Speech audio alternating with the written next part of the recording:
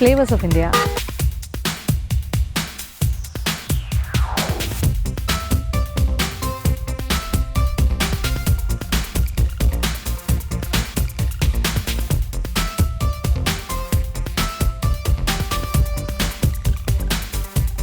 അപ്പോൾ നമ്മളിപ്പോൾ വർക്കലയ്ക്ക് അടുത്തുള്ളൊരു സ്ഥലത്ത് വന്ന് നിൽക്കുവാണ്. ഇത് അകത്തുമുറി എന്നാണ് ഈ സ്ഥലത്തിൻ്റെ പേര്. അകത്തുമുറി വക്കം എന്ന് പറയുന്ന സ്ഥലം. ഇത് കായലിൻ്റെ ഒരു ഏരിയ ആണ്, അതായത് കായലോര പ്രദേശമാണ്.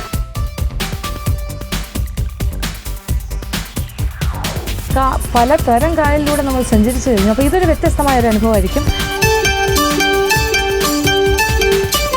അപ്പോൾ നമ്മളിപ്പോൾ ഈ ബോട്ട് സവാരി എന്ന് പറയുന്നത് നമ്മൾ തുടങ്ങിക്കഴിഞ്ഞു. ഇനി നമ്മൾ ആ ദ്വീപിൻ്റെ ആ ഭാഗത്തേക്കാണ് പോകുന്നത്. ആ ഒരു ചെറിയൊരു ഐലൻഡ് പൊൻതുരുത്ത് എന്നാണ് പറഞ്ഞത്. പൊൻതുരുത്തിലെ ശിവക്ഷേത്രം.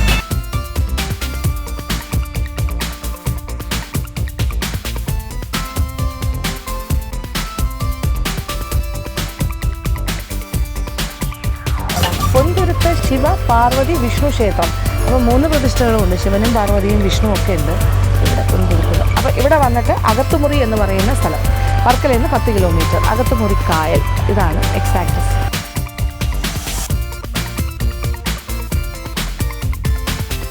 ചെറിയൊരു കട പറ്റിയിരിക്കുകയാണ്. ഇത് പൊൻതുരുത്തിലേക്കുള്ള എൻട്രി പോയിൻ്റാണ്.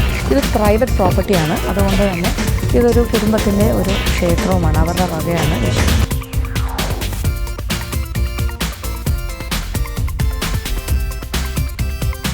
ഇത് വളരെ ഒറ്റപ്പെട്ടൊരു ദ്വീപ് പോലെ തോന്നുന്നു.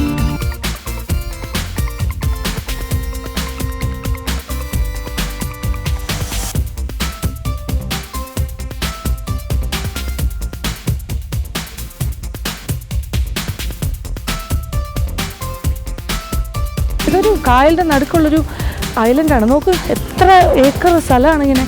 ഒരു വലിയൊരു വിസ്തൃതിയിലുള്ള ഒരു ഐലൻഡാണ്.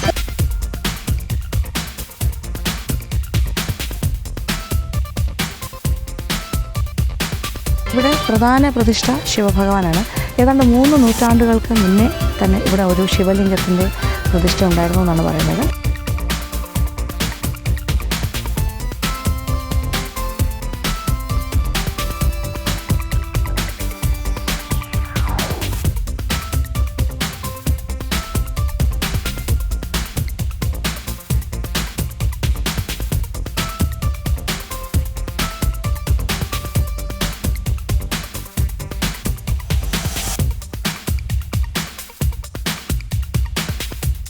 അങ്ങനെ പൊന്നന്തുരുത്തിലെ 3 മഹാക്ഷേത്രങ്ങളും നമ്മൾ കണ്ടു. അവിടുത്തെ ഭഗവാന്മാരെ പ്രാർത്ഥിച്ചു കഴിഞ്ഞു. ഇനി നമ്മൾ അവിടുന്ന് താഴേക്ക് ഇങ്ങനെ നടന്നു വന്നാൽ നാഗരാജാവിൻ്റെ പ്രതിഷ്ഠയുള്ള കാവിൻ്റെ ഭാഗമാണ്. ആ ഭാഗത്തേക്കാണ് ഞാനിപ്പോൾ നടക്കുന്നത്.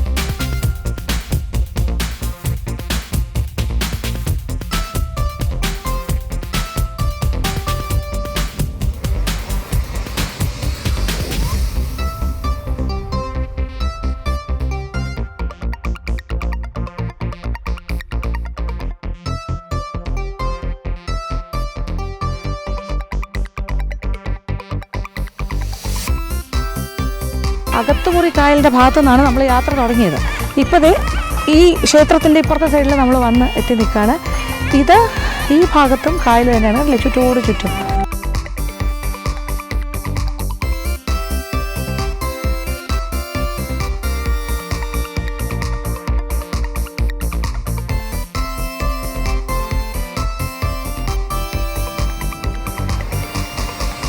കായലിൻ്റെ ഈ ഭാഗം എന്ന് പറഞ്ഞാൽ നെടുങ്കണ്ടം കായൽ എന്നാണ് പറയുന്നത്. ഈ ഭാഗത്തല്ല, അകത്തുമുറിക്കായൽ, നെടുങ്കണ്ടം കായൽ. അപ്പോൾ ഇങ്ങനെ ഒരു ഭാഗത്തുനിന്ന് കിഴക്ക് നിന്ന് പടിഞ്ഞാറേക്ക് വരുമ്പോൾ കായലിൻ്റെ പേര് തന്നെ മാറുന്നു. അപ്പോൾ നമ്മൾക്കിങ്ങനെ ശരിക്കും ഇത് ഭയങ്കര ഒരു വ്യത്യസ്തമായ അനുഭവം തന്നെയാണ്. നമ്മളിങ്ങനെ കായലിൻ്റെ സൈഡിലൂടെ നടക്കുമ്പോൾ അവിടെ ഒരു ചേട്ടൻ ഒരു കടത്തുവഞ്ചിയുമായി ഇങ്ങനെ കാത്തിരിക്കുന്ന പോലെ കാണാം.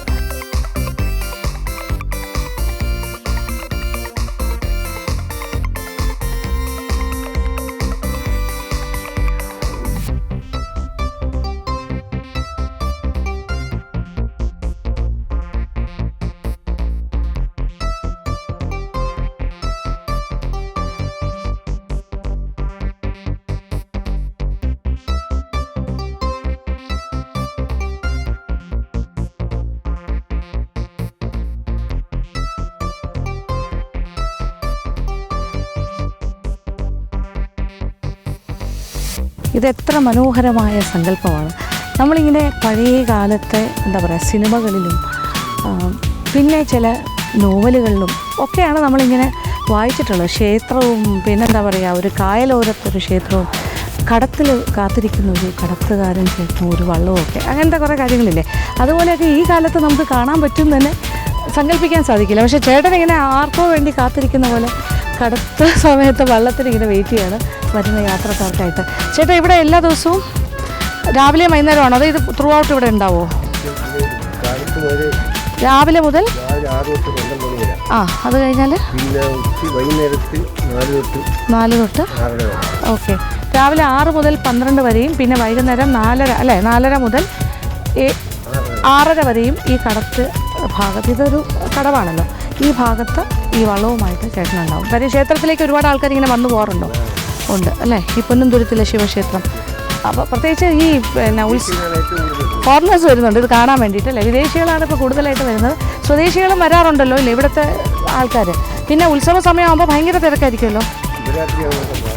പ്രധാനപ്പെട്ട ഉത്സവം അല്ലേ ശിവരാത്രി ദിവസത്തൊക്കെ ഭയങ്കര തിരക്കായിരിക്കും ഇവിടെ. അപ്പോൾ ചേട്ടൻ്റെ വള്ളത്തിന് ഭയങ്കര ജോലിയാണല്ലേ. അങ്ങോട്ട് വേറെയും കാണും. ഓക്കെ. ഒരുപാട് വള്ളങ്ങൾ ആ സമയത്ത് ഈ കടവത്ത് വന്നിട്ടുണ്ടാകും. നല്ല രസമുള്ള ഒരു വഞ്ചിയാണിത് വള്ളം. ചേട്ടൻ ഇങ്ങനെ ഏകാന്തപതികനായിരിക്കും.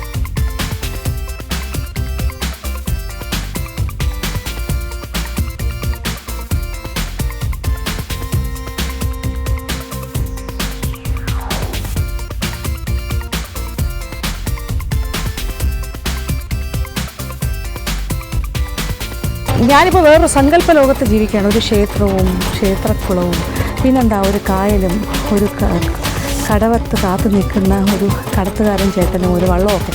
അപ്പോൾ അതുകൊണ്ട് തന്നെ എനിക്ക് വള്ളത്തേലൊന്ന് കയറണം എന്ന് തോന്നി. അപ്പോൾ വള്ളത്തിൽ നമുക്കൊരു ചെറിയ യാത്ര പോയിട്ട് വന്നാലോ? ബോട്ടവിടെ വെയിറ്റ് ചെയ്യട്ടെ, വള്ളത്തെ തന്നെ ഒന്ന് പോയിച്ച് വരാം.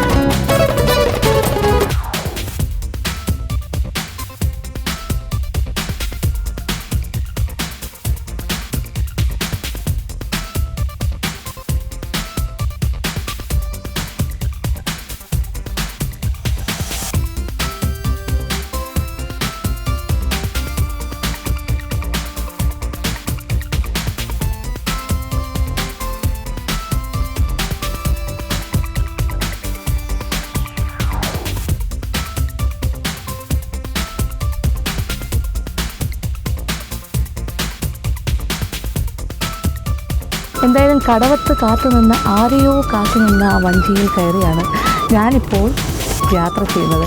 അപ്പോൾ ആരെയോ കാത്തുനിന്ന ആ ഒരു വഞ്ചിയിൽ ഒറ്റപ്പെട്ട വഞ്ചിയിൽ വഞ്ചിക്കാരൻ ചേട്ടനോടൊപ്പം അതെനിക്ക് ഒരു പക്ഷേ എനിക്ക് തോന്നുന്നു ഇപ്പോൾ എനിക്കായിട്ട് കാത്തു നിന്നതാണോ എന്ന് വരെ തോന്നുന്നു. ആ ഒരു സങ്കല്പ ലോകത്തുകൂടി ഞാനിപ്പോൾ സഞ്ചരിക്കുകയാണ്. അപ്പോൾ എന്തായാലും വള്ളത്തിലൂടെയുള്ള യാത്രയും വളരെ രസകരം തന്നെയാണ് ഈ കായലിലൂടെ.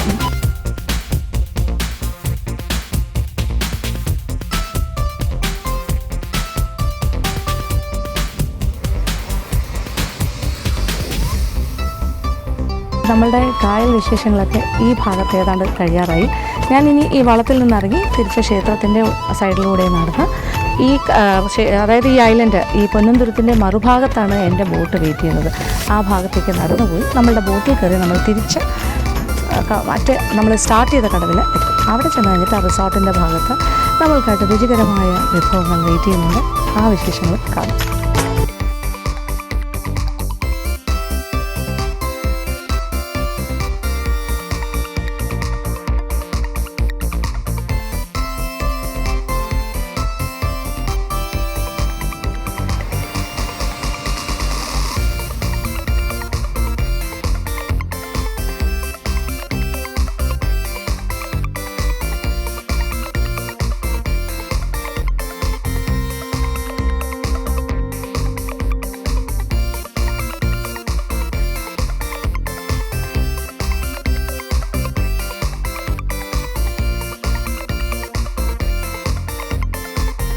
നമ്മളങ്ങനെ പൊന്നുംതുരുത്ത് ശിവക്ഷേത്രത്തിൻ്റെ ആ ഭാഗത്തു നിന്നും തിരിച്ച് നമ്മൾ റിസോർട്ടിൻ്റെ ആ ഭാഗത്തുള്ള കടവിൻ്റെ അവിടെ എത്തിക്കൊണ്ടിരിക്കുകയാണ്.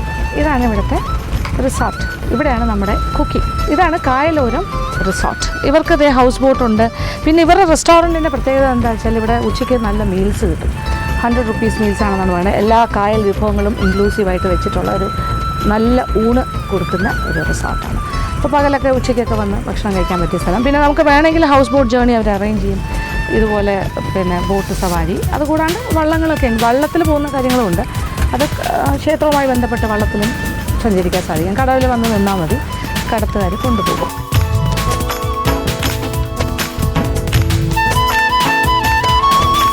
പൊന്നന്തുരുത്ത് ഐലൻഡ് ഇവിടെ നിന്ന് നോക്കിയാൽ കാണാൻ സാധിക്കും. കുറച്ച് ദൂരെ കാണുന്നുണ്ടല്ലോ, അതാണ് നമ്മളിപ്പോൾ സന്ദർശിച്ച ദ്വീപ്. പക്ഷേ ക്ഷേത്രം ഇവിടെ നോക്കിയാൽ കാണില്ല, അത് ഉള്ളിലാണ്. അപ്പോൾ ആ യാത്ര കഴിഞ്ഞു നമ്മളിനി റിസോർട്ടിലേക്ക് കയറാം.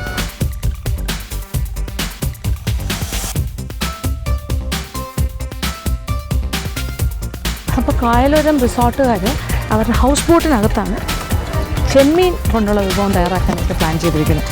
നമുക്ക് ഹൗസ് ബോട്ടിൻ്റെ അകത്തേക്ക് പോകാം. ഇപ്പോൾ ഏതാണ്ട് സൺസെറ്റിംഗ് ടൈം ആയിക്കഴിഞ്ഞു. നമ്മൾ നല്ലൊരു വൈകുന്നേരമാണ് ഇവിടെ എത്തിയിരിക്കുന്നത്. അതുകൊണ്ട് തന്നെ ഇപ്പോൾ സൂര്യാസ്തമയത്തിൻ്റെ സമയമാണ്. കുറച്ച് കഴിയുമ്പോൾ ഈ ഒരു ഭംഗി നിങ്ങൾക്ക് ചിലപ്പോൾ ഒരു പക്ഷേ കായലൊന്നും കാണാൻ സാധിക്കില്ല, ലൈറ്റ് മങ്ങി തുറന്നു. പക്ഷെ നമ്മളെന്തായാലും അകത്തേക്ക് പോവുകയാണ്. ഇതാണ് ഇവരുടെ ഹൗസ് ബോട്ട്.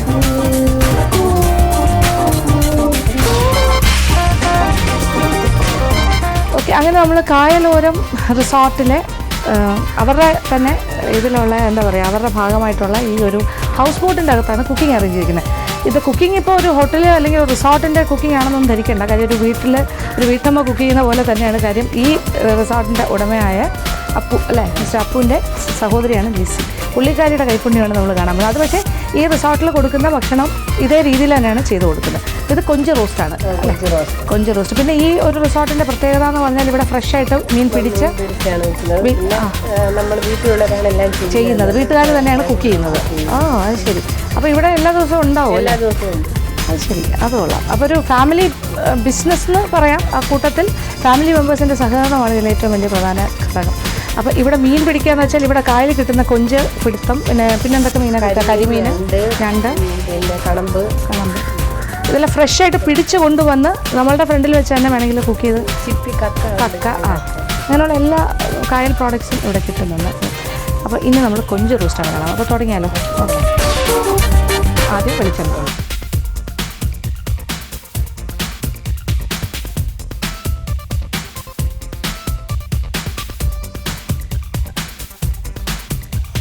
അപ്പോൾ ഇതിൽ ചേരുവകളെന്ന് പറയുന്നത് പിന്നെ വെളിച്ചെണ്ണ, കടുക്, പച്ചമുളക്, കറിവേപ്പില, ഇഞ്ചി, വെളുത്തുള്ളി, പച്ചമുളക്, ടൊമാറ്റോ, പുളി അല്ലേ, പുളി പിഴിഞ്ഞത്, പിന്നെ ഉലുവ പൊടിച്ചത്, കുരുമുളക് പൊടിച്ചത്, മല്ലിപ്പൊടി, മുളക് പൊടി സമം മല്ലിമുളക് വറുത്ത് പൊടിച്ചത്, പിന്നെ ഉപ്പ്, മഞ്ഞൾപ്പൊടി. ഇത്രയും കാര്യങ്ങളാണ് പ്രധാനമായിട്ട്. പിന്നെ ചെറിയ ഉള്ളി.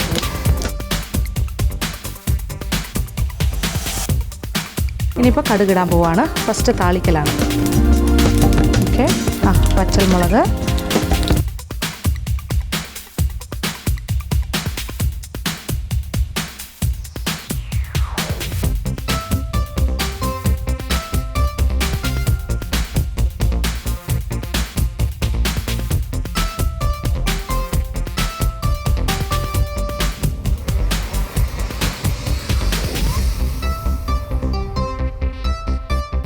ഒരു 4 പച്ചമുളക് രണ്ടായിട്ട് പിളർന്നത്. താളിക്കൽ കഴിഞ്ഞു. പിന്നെ ഇഞ്ചി അരിഞ്ഞത് 1 ടേബിൾ സ്പൂൺ, വെളുത്തുള്ളി അരിഞ്ഞത് 1.5 ടേബിൾ സ്പൂണോളം, പിന്നെ ഒരു 4 പച്ചമുളക് രണ്ടായിട്ട് മുറിച്ചത്. ഇതെല്ലാം 1 കിലോ കൊഞ്ചിന് കണക്കിട്ടാണ് അല്ലേ, ആണ് ഇപ്പോൾ ഈ ഒരളവ് ചേർത്തിരിക്കുക. അപ്പോൾ ഇത് ഏതാണ്ട് ഒരു മൂത്ത് തുടങ്ങുമ്പോൾ ഒരു പകുതി ആകുമ്പോഴത്തേക്കും ചെറിയ ഉള്ളി ഇടും. വാടി തുടങ്ങുമ്പോൾ തന്നെ ചെറിയ ഉള്ളി. ചെറിയ ഉള്ളിയാണ് ഇവിടെ കൂടുതലായിട്ട് കാണുന്നത്. എത്ര ഇടും ഇപ്പോൾ? ഇത് 1/2 കിലോ ഉണ്ട്. ഇത് മുഴുവനും ചേർക്കും? അപ്പോൾ ഇതിൻ്റെ സ്വാദ് വരുന്നത് ചെറിയ ഉള്ളിയിലാണ്, മനസ്സിലായല്ലോ. പക്ഷേ ഈ ഒരു കാര്യമാണ് ഏറ്റവും പാടുള്ളൊരു കാര്യം അല്ലേ, ഇത്രയും ചെറിയ ഉള്ളി വൃത്തിയാക്കി ഇങ്ങനെ ആക്കി എടുക്കുക എന്നുള്ളത്. പക്ഷേ അത് സ്വാദ് കൂട്ടുന്ന കാര്യമാണ്. ഇത് 1/2 കിലോ ചെറിയ ഉള്ളി നീളത്തിലരിഞ്ഞത്.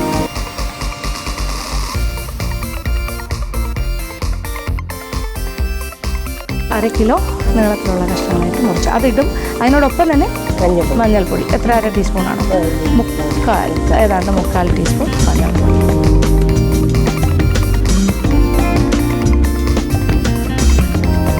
കുറച്ച് ഉപ്പും കൂടി ചേർക്കാൻ പോവാണ്.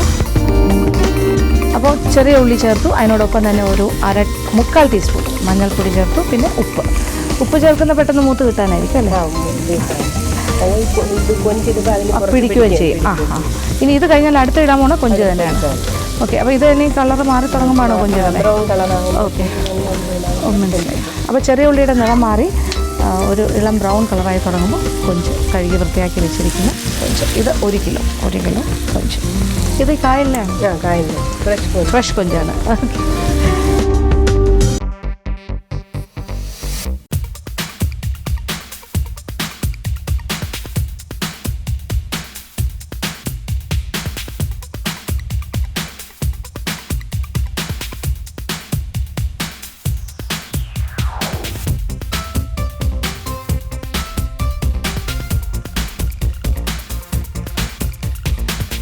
ശരിക്കും നല്ല ക്രിസ്പി ആയിട്ട് നല്ല ഒരു കരികരിപ്പായിട്ട് തന്നെയാണ് വറുത്തിരിക്കുന്നത്.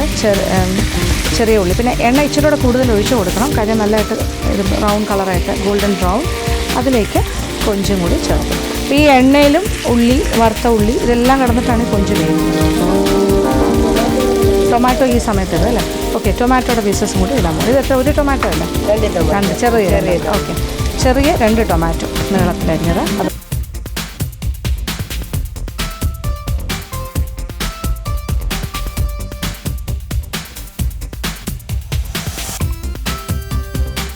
അപ്പോൾ എല്ലാ കാര്യങ്ങളും ആയിക്കഴിഞ്ഞു. ഉള്ളി നല്ലതായിട്ട് മൊരിഞ്ഞു.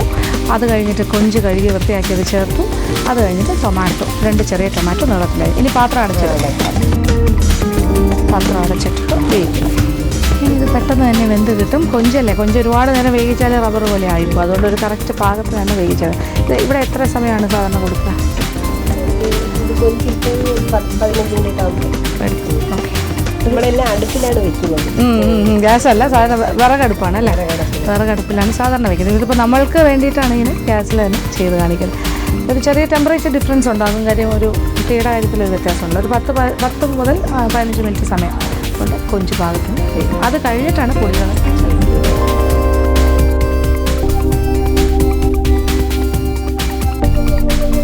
ഏകദേശം ഒരു 10 മിനിറ്റ് സമയം കഴിഞ്ഞു അല്ലേ?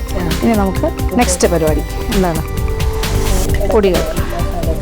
ഇപ്പോൾ കൊഞ്ചെല്ലാം പാകത്തിന് വെന്തിട്ടുണ്ട്. എണ്ണ തെളിഞ്ഞ് കാണാം. പിന്നെ ഇനി മസാല പൊടികൾ എന്തൊക്കെയാണ്? മല്ലിപ്പൊടി, മുളക് പൊടി ഒന്നിച്ച് വറുത്ത പൊടിയാണ്.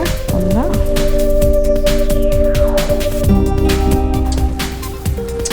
ഏതാണ്ട് ഒരു 2.5 ടേബിൾ സ്പൂണോളം മല്ലിപ്പൊടിയും മുളക് പൊടിയും കൂടി ചേർന്നു. അതായത് ഏകദേശം എനിക്ക് തോന്നുന്നു ഒരു 1.5 ടേബിൾ സ്പൂൺ മല്ലിപ്പൊടി, 1.5 ടേബിൾ സ്പൂൺ മുളക് പൊടി മിക്സ് ചെയ്തത് അല്ലേ, വറുത്തത്. പിന്നെ കുറച്ച് ഉലുവ പൊടിച്ചത്, ഒരു നുള്ള്, ഓക്കെ, ഒരു 1/4 ടീസ്പൂൺ. കുരുമുളക് പൊടി ഏകദേശം 1/4 ടീസ്പൂൺ. ഓക്കെ, ഇത്രയും പൊടികൾ ചേർത്തിട്ട് ഇനി പുളി പിഴിഞ്ഞത്, അതും കുറച്ചല്ലേ ചേർക്കുന്നത്. നെല്ലിക്ക വലുപ്പത്തിൽ എടുത്തിട്ട് മുഴുവൻ ഒഴിക്കണ്ടല്ലോ, വേണോ? മതി, ആവശ്യം കഴിഞ്ഞു. ഓക്കെ, അല്പം പുളി പിഴിഞ്ഞത്.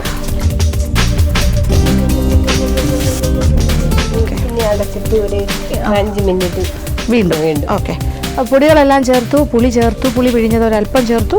ഇനി പാത്രം വീണ്ടും അടച്ചിട്ട് ഒരു 5 മിനിറ്റ്സ് 5 മിനിറ്റ് സമയം. അത് കഴിഞ്ഞാൽ റെഡി. ഓക്കെ, ഇത് പുളി വളരെ കുറച്ചേ ചേർത്തുള്ളൂ. കാര്യം 2 ടൊമാറ്റോ ചേർത്തിട്ടുണ്ടല്ലോ, അപ്പോൾ എല്ലാം കൂടി കറക്റ്റ് ബാലൻസിങ് ആണ്. പിന്നെ ഉപ്പ് ചിലപ്പോൾ വേണ്ടി വരില്ലേ, കുറച്ചുകൂടി നോക്കിയിട്ട്. ഓക്കെ, ആദ്യം ഉള്ളിയുടെ കൂടെയാണ് കുറച്ച് ഉപ്പ് ചേർത്തത്, പിന്നെ അല്ലാണ്ട് ചേർത്തിട്ടില്ല. ഇനി ലാസ്റ്റ് നോക്കി കുറച്ച് ഉപ്പ് അവസാനം വേണമെങ്കിൽ. ഒരു 5 മിനിറ്റ് കൂടി വെയിറ്റ് ചെയ്താൽ മതി. ഇവിടെ കൊഞ്ച് റോസ്റ്റ് റെഡി.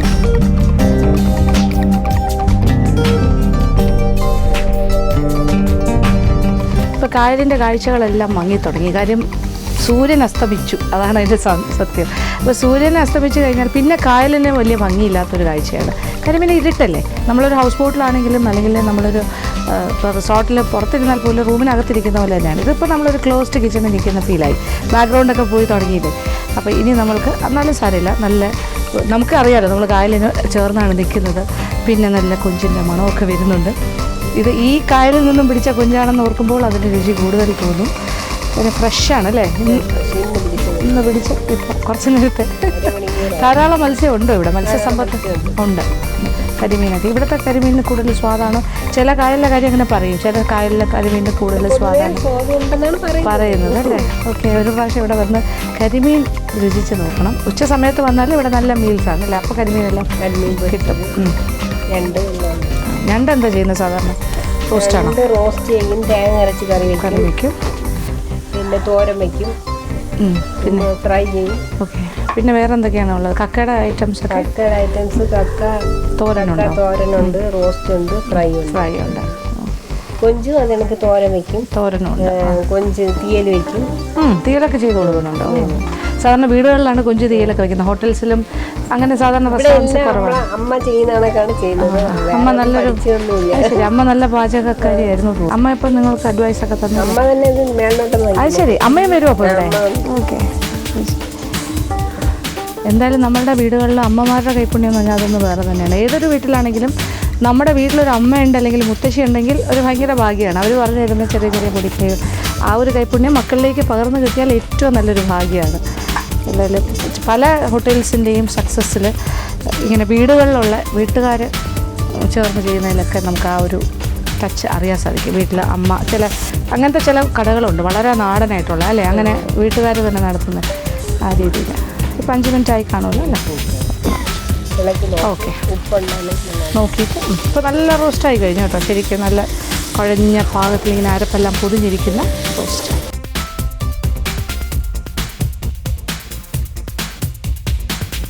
അങ്ങനെ ലിസി തയ്യാറാക്കിയ കൊഞ്ച് റോസ്റ്റ് ഇവിടെ റെഡിയാണ്. ഇനി തീ ഓഫ് ചെയ്യുന്നു, വളമ്പ് പാത്രത്തിലേക്ക് മാറ്റുന്നു. ഇത്രേ ഉള്ളൂ. വളരെ സ്വാദിഷ്ടം. അത് കാണുമ്പോൾ തന്നെ നിങ്ങൾക്ക് മനസ്സിലാകുന്നില്ല. നല്ല എനിക്ക് മണം പറഞ്ഞു തരാനേ പറ്റുള്ളൂ. നല്ല മണമൊക്കെ ഉണ്ട് ഇവിടെ. നല്ലൊരു കൊഞ്ച് റോസ്റ്റിൻ്റെ മണം വരുന്നുണ്ട്. ഓക്കെ, വളമ്പ് വയ്ക്കാം.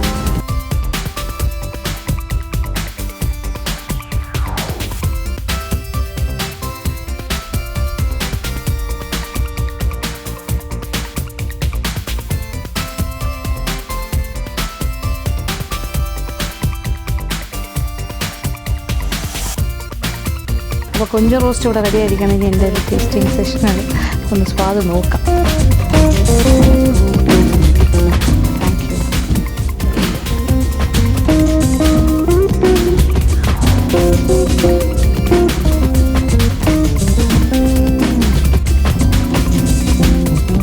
Very tasty. നല്ല എന്താ പറയുക, കറക്റ്റ് പാകം. ഇതിലെല്ലാം കറക്റ്റ്, പുളി കറക്റ്റ്, ഉപ്പ് കറക്റ്റ്, കൊഞ്ച് നന്നായിട്ട് വെന്തിട്ടുമുണ്ട്. നല്ല സ്വാദ്, പറയാതിരിക്കാൻ വയ്യ. വളരെ നാടൻ രീതിയിലുള്ള ആ ഒരു നമ്മുടെ മനസ്സിലെ സങ്കല്പത്തിൽ എങ്ങനെയാണ് ഒരു കൊഞ്ച് റോസ്റ്റ് ഇരിക്കേണ്ടത് അത് ആ രീതിയിൽ തന്നെ ആയി വന്നിട്ടുണ്ട്. അപ്പോൾ നല്ല കൈപ്പുണ്യമുള്ള ആൾ തന്നെയാണ്. ചുമ്മാതല്ല ഈ ഹോട്ടലിന് അല്ലെങ്കിൽ ഈ റിസോർട്ട്, നമ്മുടെ ഈ കായലോരത്തിന് ഇത്രയും ഡിമാൻഡ് ആൾക്കാർ വരുന്നത്. കാര്യം ഇവരൊക്കെയാണല്ലോ ഇവിടുത്തെ പ്രധാനപ്പെട്ട ആൾക്കാർ. ഈ പാചകത്തിൻ്റെ നിയന്ത്രണം ഇവരുടെ എല്ലാ കൈകളിലാണ്. Family business. എന്തായാലും തീർച്ചയായിട്ടും ഇവിടെ വന്നാൽ ലിസിയുടെ കൈ കൊണ്ട് ഉണ്ടാക്കിയ കൊഞ്ച് റോസ്റ്റൊക്കെ കഴിക്കാം.